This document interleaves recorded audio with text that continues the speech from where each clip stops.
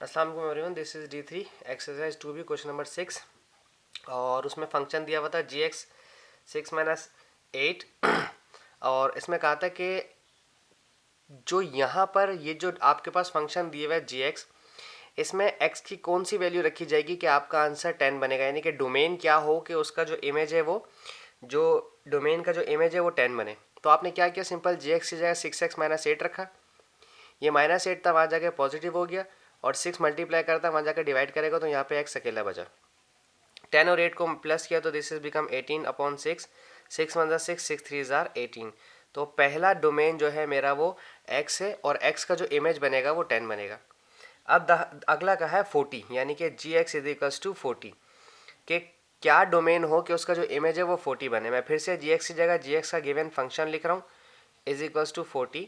और next step में 8 minus हो रहा है तो ऑब्वियसली वहाँ जाकर पॉजिटिव हो जाएगा।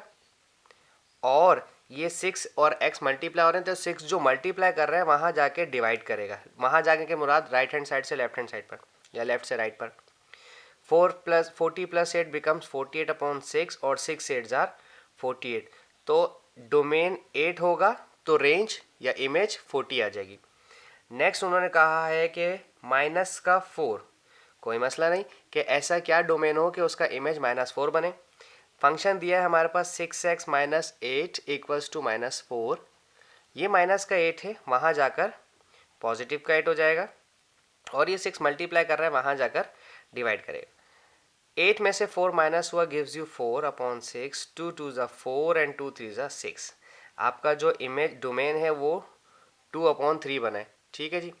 अगला हमारे पास दिया है part gx equals to minus का 6। आप यहाँ इक्वेशन में 6x माइनस 8 रखें, -6। ये माइनस का 8 वहाँ जाकर ऑब्वियसली पॉजिटिव हो जाएगा और ये 6 यहाँ पर आकर डिवाइड करेगा जो x के साथ था।